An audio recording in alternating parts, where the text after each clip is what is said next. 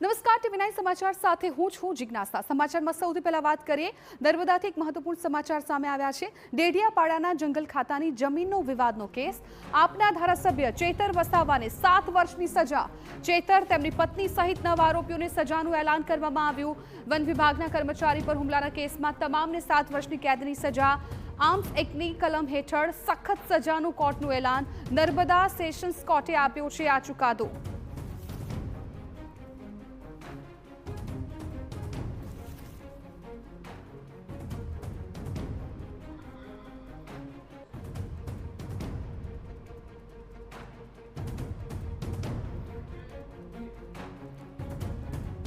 તો આર્મ્સ એક્ટની કલમ હેઠળ સખત સજાનું કોર્ટનું એલાન। નર્મદા સેશન્સ કોર્ટે આ ચુકાદો સંભળાવ્યો છે। 7 વર્ષની સજાની આદેશ આપ્યો છે। 25,000 રૂપિયાનો દંડ પણ કરવામાં આવ્યો છે।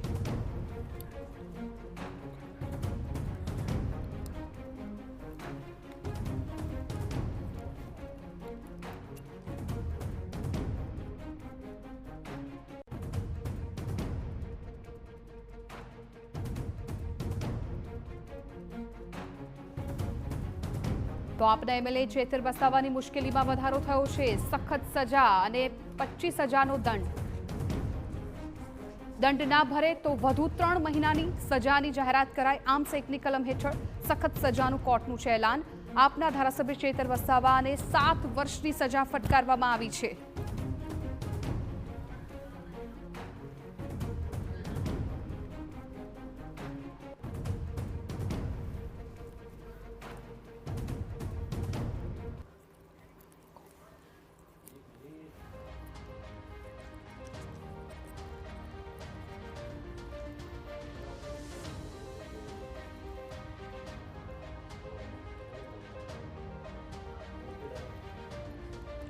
હવે આ સમગ્ર કેસ શું છે એ પણ સમજી લઈએ।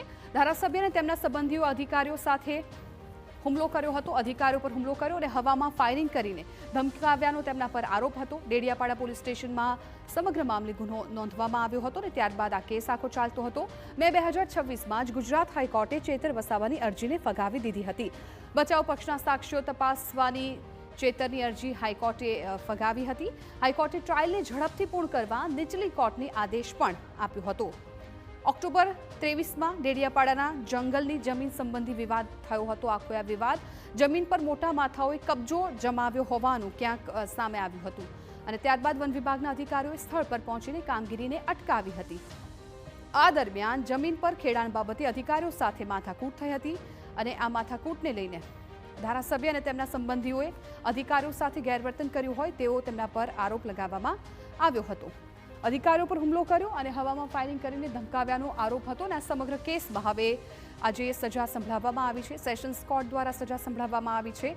25,000 રૂપિયાનો દંડ કરાયો છે અને 7 વર્ષની સજા સંભળાવવામાં આવી છે। જો દંડ ભરવામાં નહીં આવે તો વધુ 3 મહિનાની સજા થશે તેવું પણ કહેવામાં આવ્યું છે।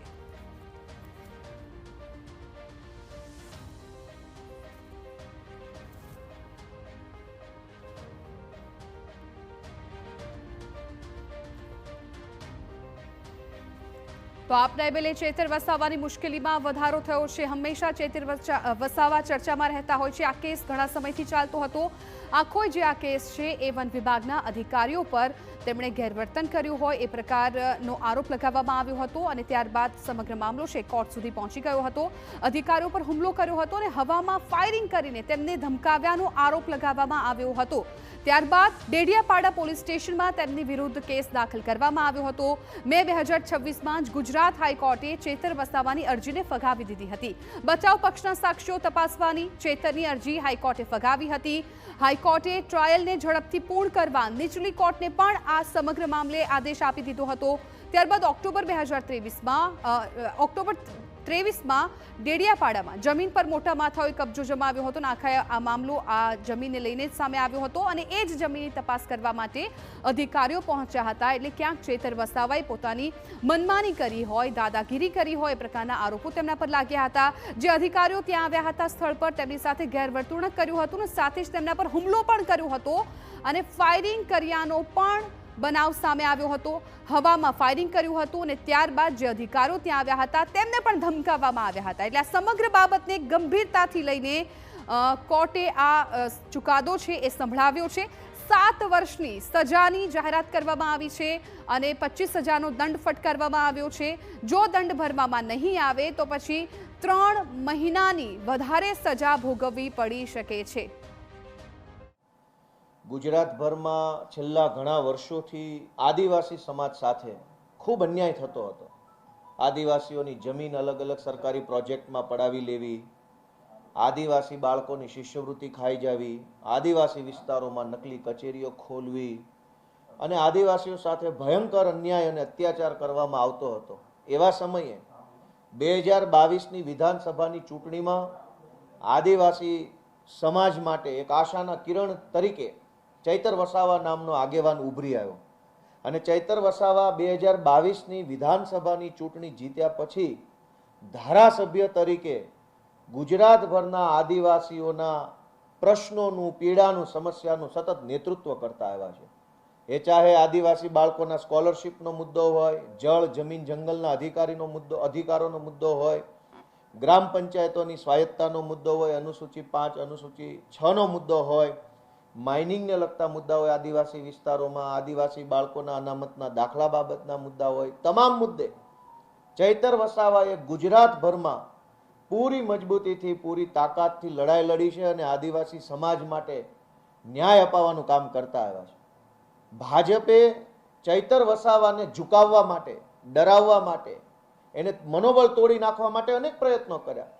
ગૃહમંત્રીએ ડેડિયાપાડા જઈને અનેક સભાઓ કરી, પ્રધાનમંત્રી ડેડિયાપાડા આવ્યા, અનેક મોટા મોટા નેતાઓ ડેડિયાપાડા જઈ અને ચૈતર વસાવાનું મનોબળ તોડવા, ચૈતર વસાવાને તોડી પાડવા માટેની કોશિશ કરી. પણ ચૈતરભાઈ વસાવા બિરસા મુંડાના વારસદાર છે, વંશજ છે, કે ભાજપ સામે ઝૂક્યા નહીં અને એટલે ભાજપે સરકારી મશીનરીનો ખોટો ઉપયોગ કર્યો. એક સરકારી ખોટો ફરિયાદી ઊભો કર્યો, સરકારી પંચ, સરકારી વકીલ, સરકારી પોલીસ અને બધા સરકારી માણસોએ ભેગા મળી 2 વર્ષ પહેલા ચૈતર વસાવાની સામે ખોટું પ્રપંચ ઊભું કર્યું. ચૈતરભાઈને જેલમાં નાખવામાં આવ્યા અને જેલની અંદર પણ ભાજપ તરફથી એને એવું સામદામ કરવામાં આવ્યું કે ભાઈ તમે પક્ષ પલટો કરી લો તો તકલીફ નહીં પડે. પણ ચૈતર વસાવા ફાઇટર છે. એ આદિવાસી સમાજ માટે, ગુજરાતના લોકો માટે લડવાવાળો માણસ છે, ઝૂકવાવાળો નથી. ભાજપે જ્યારે એમને જેલમાં નાખ્યા તો આદિવાસી સમાજે ચૈતર વસાવા પાસે આશા રાખી, ચૈતર વસાવાને જિલ્લા પંચાયત જીતાડી આપી. આદિવાસી સમાજે આદિવાસી વિસ્તારની અનેક તાલુકા પંચાયતો, જિલ્લા પંચાયતો, આ નર્મદાની જિલ્લા પંચાયત બનાવી દીધી. શું કામ? કે આદિવાસી સમાજે જોયું કે ચૈતર વસાવાને દબાવવાની કોશિશ થાય છે.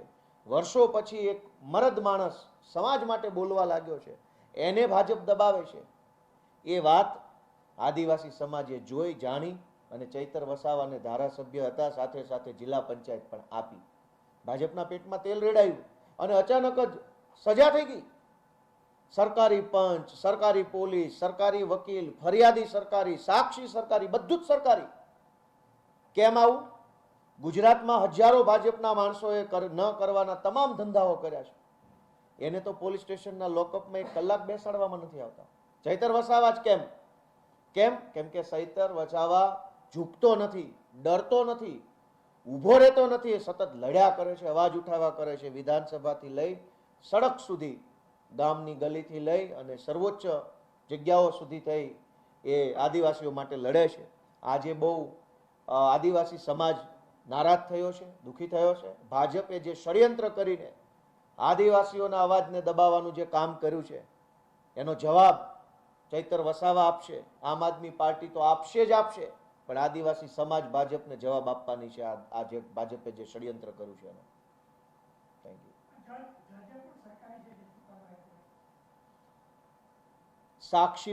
સાક્ષી સરકારી, પોલીસ સરકારી, ફરિયાદી સરકારી, વિટનેસીસ બધા સરકારી, પંચનામું સરકારી, બધું જ સરકારી છે. તો સ્વાભાવિક છે કે આખું ષડયંત્ર ઊભું કરવામાં આવ્યું છે ચૈતર વસાવાની વિરુદ્ધમાં. ચૈતર વસાવાને કહેવામાં આવ્યું હતું ભાજપ દ્વારા કે પાર્ટી બદલી નાખો, બધું સારું થઈ જશે. પાર્ટી બદલી હોત તો આ ચુકાદો ન આવે. એનો અર્થ એ થયો કે ચૈતર વસાવાને ફસાવવા માટે સરકારી તંત્રનો દુરુપયોગ કરવામાં આવ્યો છે અને કોઈ પણ રીતે ચૈતર વસાવા એની રાજકીય કારકિર્દી ખતમ થઈ જાય, ચૈતર વસાવા આદિવાસીઓ માટે બોલતો બંધ થઈ જાય, ચૈતરભાઈ મુદ્દા ઉઠાવતા બંધ થાય, એનું મોઢું બંધ કરવા માટે, એને ઝુકાવી દેવા માટે, એની રાજનીતિ બરબાદ કરવા માટે થઈ આ ષડયંત્ર કર્યું છે. પણ અમે આમ આદમી પાર્ટી, અમારી આખી ટીમ ચૈતરભાઈ વસાવાની સાથે છે, આદિવાસી સમાજ ચૈતરભાઈની સાથે છે. ભાજપ સામે અમે ઝૂકવાના નથી ક્યારેય.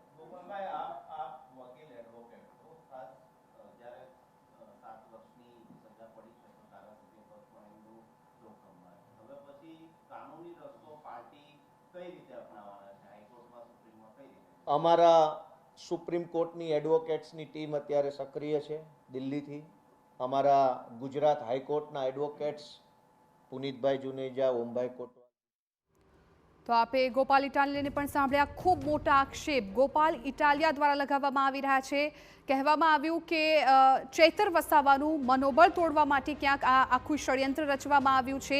જે સરકારી મશીનરી છે તેનો દુરુપયોગ કરવામાં આવી રહ્યો છે. જે સાક્ષ્યો છે એ પણ સરકારી, પોલીસ પણ સરકારી અને જે પંચનામા થઈ રહ્યા છે એ પણ સરકારી. એટલે ક્યાંક ચૈતર વસાવા કે જે મજબૂત નેતા છે તેમનું મનોબળ તોડવા માટે આખું આ ષડયંત્ર રચાયાનું ગોપાલ ઇટાલિયા તરફથી આક્ષેપ કરવામાં આવ્યો છે. અંતિમ ચુકાદો ન આવે ત્યાં સુધી કાનૂની લડત ચાલુ રહી શકે. રાજપીપળા કોર્ટના ચુકાદા સામે સેશન્સ કોર્ટ અથવા હાઈકોર્ટમાં અપીલ કરી શકે છે. અત્યારે ચૈતર વસાવા પાસે કયા રસ્તાઓ છે તેની આપણે વાત કરી રહ્યા છીએ. સજાના અમલ પર સ્ટે માંગતી અરજી કરી શકે. દોષિત ઠરાવવાના નિર્ણયને કાનૂની રીતે પણ તેઓ પડકારી શકે છે. ઉચ્ચ અદાલતમાં પુરાવા અને કાર્યવાહી અંગે નવી દલીલો પણ રજૂ કરી શકે છે. આ પણ રસ્તો તેમની પાસે છે. હાઈકોર્ટમાં રાહત ન મળે તો સુપ્રીમ કોર્ટનો દરવાજો ખખડાવી શકે છે. અંતિમ ચુકાદો ન આવે ત્યાં સુધી કાનૂની લડત ચાલુ રાખી શકે છે. એટલે આ તમામ રસ્તાઓ અત્યારે ચૈતર વસાવા પાસે ખુલ્લા છે. આ રસ્તાઓનો ઉપયોગ કરી શકે છે. હાઈકોર્ટ સુધી જઈ શકે છે. સજાના અમલ પર સ્ટે માંગતી અરજી પણ તેઓ કરી શકે છે. દોષિત ઠેરવવાના નિર્ણયને કાનૂની રીતે તેઓ પડકારી શકે છે. તેઓ હાઈકોર્ટ સુધી પણ જઈ શકે છે. ઉચ્ચ અદાલતમાં પુરાવા અને કાર્યવાહી અંગે નવી દલીલો સાથે તેઓ પોતાની રજૂઆત મૂકી શકે છે. હાઈકોર્ટમાં રાહત ન મળે તો પછી સુપ્રીમ કોર્ટનો દરવાજો પણ ચૈતર વસાવા હવે આ સમગ્ર મામલે ખખડાવી શકે છે. પરંતુ અત્યારે આ સમાચાર છે ખૂબ મોટા કહી શકાય, કેમ કે આપના ધારાસભ્ય ચૈતર વસાવા જેમને વિરુદ્ધ કેસ હતો અને વાત ત્યાંથી શરૂ થઈ હતી કે વન કર્મચારીઓ કે જેઓ તપાસ માટે ગયા હતા જમીનની બાબતે અને એ અધિકારીઓ પર તેમણે ગેરવર્તન કર્યું હતું, તેમના પર હુમલો કર્યો હતો, હવામાં ફાયરિંગ કર્યું હતું. આ તમામ આક્ષેપો લગાવવામાં આવ્યા હતા અને ત્યારબાદ ડેડિયાપાડા પોલીસ સ્ટેશનમાં તેમના વિરુદ્ધ ગુનો દાખલ કરવામાં આવ્યો હતો, કેસ નોંધવામાં આવ્યો હતો અને ત્યારથી આખું આ કાયદાકીય લડતની શરૂઆત થઈ હતી. અને આજે હવે સેશન્સ કોર્ટ દ્વારા નિર્ણય લેવામાં આવ્યો છે, આદેશ આપવામાં આવ્યો છે. 7 વર્ષની સજા ફટકારવામાં આવી છે અને 25,000નો દંડ ફટકારવામાં આવ્યો છે. ફરી એક વખત આપને સમજાવે કે આખો આ કેસ શું છે. વન વિભાગના અધિકારીઓ સ્થળ પર પહોંચી કામગીરી અટકાવવાનો આરોપ. જમીન પર ખેડાણ બાબતે અધિકારીઓ સાથે માથાકૂટ થઈ હતી. એટલે આખો જમીનનો આ મામલો હતો. ધારાસભ્ય અને તેમના સંબંધીઓ અધિકારીઓ સાથે ગેરવર્તણૂક કર્યાનો તેમના વિરુદ્ધ આરોપ હતો. જે કેસ છે એ 2023ની સાલમાં ફોરેસ્ટના જે કર્મચારી છે એમણે અન્ય કોઈક જે વ્યક્તિ હશે એમણે ફોરેસ્ટની જમીન ઉપર કંઈક ઇલીગલી એમણે વાવેતર કરેલું હતું અને એ વાવેતર દૂર કરેલું હતું ફોરેસ્ટના કર્મચારીઓ. એના અનુસંધાનમાં આ જે ચૈતરભાઈ વસાવા છે એમણે આ જે ફોરેસ્ટના કર્મચારી છે એમને એમના ઘરે બોલાવી અને એમને જે છે ધાક ધમકી આપેલી. એને જે પિસ્તોલ કે જે બંદૂક હતી એનાથી એમણે હવામાં ગોળીબાર કર્યું હતું અને ધોલ ધપાટ કરી હશે અને એ ધોલ ધપાટ કરી હતી અને આવો એક બનાવ હતો. અને પછી બીજે દિવસે એનો જે પીએસ છે એ પીએસ જે છે એમણે એને અન્ય જે ઈસમો છે એમણે 30,000ની 60,000ની બે ઈસમોને આપવા માટેની ખંડણી માંગેલી હતી. એના અંગેનો આ કેસ હતો અને આ કેસમાં આવી રીતના અહીંયા નામદાર એડિશનલ ડિસ્ટ્રિક્ટ એન્ડ સેશન જજ સાહેબની કોર્ટમાં એવી હીરપરા સાહેબની કોર્ટમાં ચાલી ગયો. અને આમાં શરૂઆતમાં ડીજીપી શ્રી જે ગોહિલ સાહેબે ઇનિશિયલ એમણે આ ટ્રાયલ ચલાવેલી હતી અને ત્યારબાદ એમાં જે સ્પેશિયલ પીપી છે નાયર સાહેબ એમને અગાઉની કાર્યવાહી એમણે ચલાવેલી હતી અને આ કાર્યવાહી ચાલી જતા આજ રોજ નામદાર કોર્ટે 7 વર્ષની કેદની સજા અને 25,000 રૂપિયાનો દંડ જાહેર કર્યો છે. અને તમામે તમામ 5 જે પુરુષ આરોપી છે અને 4 સ્ત્રી આરોપી છે તમામને રાજપીપળા કોર્ટમાં આપણે રાજપીપળા જેલમાં. તો સાંસદ મનસુખ વસાવા અમારી સાથે ફોન લાઈન પર જોડાઈ ગયા છે। મનસુખભાઈ, આખા કેસથી આપ અવગત હશો અને અત્યારે જે સજા સંભળાવવામાં આવી છે, 7 વર્ષની સજા સંભળાવી છે અને 25,000નો દંડ કર્યો છે, આ આખા કેસને લઈને આપની શું પ્રતિક્રિયા? બેન, આમાં હું જે ઘણા સમય પહેલા એમના નિવાસસ્થાને ફોરેસ્ટના કર્મચારીને થઈને જે ઘટના ઘટી હતી એના આધારે ફોરેસ્ટના કર્મચારીઓ એમનો પોલીસમાં ફરિયાદ નોંધી હતી અને એ ફરિયાદ કોર્ટમાં કેસ ચાલી જતા અને માનનીય કોર્ટે આ 7 વર્ષની સજા ફટકારી છે। બેન, હવે તો કોર્ટના મામલા તો આપણાથી બહુ ટીકા ટિપ્પણી ના થાય, પણ મારી તો એટલી જ અપીલ છે કે હવે આમાંથી આગળ કઈ રીતના એનો કોર્ટના આ જે નિર્ણય આવ્યો છે એનો સામનો કરવો કે પછી બીજા ઉપલી કોર્ટમાં જવું, એ એમના કાયદા કે જે વિદ્વાનો હોય એમની સલાહથી એમને આગળ વધવું જોઈએ। બાકી અમે રાજકીય રીતના આમાં કોઈ ટીકા ટિપ્પણી ના કરી શકાય। આમાં અમારી પાર્ટીનો કે સરકારનો આમાં કોઈ રોલ હોતો નથી। આમાં જે પણ ઘટના ઘટી છે ને પોલીસમાં જે ફરિયાદ નોંધાયેલી છે એને ફરિયાદના આધારે આખો મામલો કોર્ટમાં ચાલી રહ્યો હતો। બિલકુલ મનસુખભાઈ, થોડી વાર પહેલા ગોપાલ ઇટાલિયાનું નિવેદન આપ્યું ને એમણે ભાજપ પર ખૂબ પ્રહારો કર્યા, કહ્યું કે ચૈતર વસાવાનું મનોબળ તોડવા માટે કરવામાં આવી રહ્યું છે, જે આખી સરકારી મશીનરી છે તેનો દુરુપયોગ કરવામાં આવી રહ્યો છે, એટલે આ બાબત પર તમે શું કહેશો? બેન, મેં જોયું માનનીય ધારાસભ્ય ગોપાલ ઇટાલિયાજીનું મેં જોયું કે આ પ્રકારનો નિર્ણય, પણ એમને આ રાજકીય સ્વરૂપ આવે છે। આવી કોઈ પણ ઘટના ઘટી હશે કે ગુજરાતની આખા દેશની અંદર આવી ઘટના ઘટતી હોય છે તો આવી ફરિયાદ થાય ને ફરિયાદના આધારે કાનૂની દ્રષ્ટિએ હવે કોર્ટમાં કેસ ચાલી છે તો માનનીય કોર્ટને જે પાસાનો અભ્યાસ કરીને જે પણ ન્યાય આપવો એ આપે છે। જે તે સમયે ફરિયાદ થયેલી હોય ને ફરિયાદના આધારે જ કોર્ટમાં આ કેસ ચાલતો હોય તો આમાં સરકારનો કે ભાજપનો કોઈ રોલ જ હોતો નથી। મને આખો તો આપણા દેશનું ન્યાયતંત્ર તો આપણે બધાને ખબર છે કે કોઈની દખલગીરી એ વચ્ચે કોઈ પડતું બી નથી ને કોઈ, અને ન્યાયાધીશો પણ આમાં કાયદાની દ્રષ્ટિએ કલમોના આધારે બધું ન્યાય આપતા હોય છે। એટલે આ તો માનનીય ગોપાલ ઇટાલિયાનું જે રાજકીય રીતના આમનું નિવેદન છે ને ભાજપ પર ખોટા આરોપ મૂકવાની વાત કરે છે। જે મામલો જે હતો એ ફોરેસ્ટના કર્મચારી સાથે ઝઘડો હતો, આમાં ભાજપ સાથે કોઈ લેવા દેવા છે જ નથી બેન। એટલે એમણે જે દાદાગીરી કરી, ગેરવર્તણૂક કર્યું, એટલે એમને લઈને એને સજા મળી ગઈ, આ સ્પષ્ટ કહી શકાય? બિલકુલ, જે ફોરેસ્ટના કર્મચારીને એમને જે માર્યા એમના ઘરે બોલાવીને અને એના કારણે ફોરેસ્ટના કર્મચારીઓને એના વિરુદ્ધમાં ફરિયાદ આપી અને એ મામલો કોર્ટમાં ચાલતા આ પ્રકારની કોર્ટે સજા કરી છે। ઠીક છે મનસુખભાઈ, આભાર આપનો અમારી સાથે વાતચીત કરવા બદલ। તો મનસુખ વસાવા જેવું કહી રહ્યા છે કે કોર્ટે જે ચુકાદો આપ્યો છે, જે નિર્ણય લીધો છે એ માન્ય છે, કેમ કે આમાં કોઈ સરકારનો હાથ નથી હોતો અને કોઈ પ્રકારના જે આક્ષેપો ગોપાલ ઇટાલિયા દ્વારા કરવામાં આવ્યા છે એ પણ પાયાવિહોણા છે।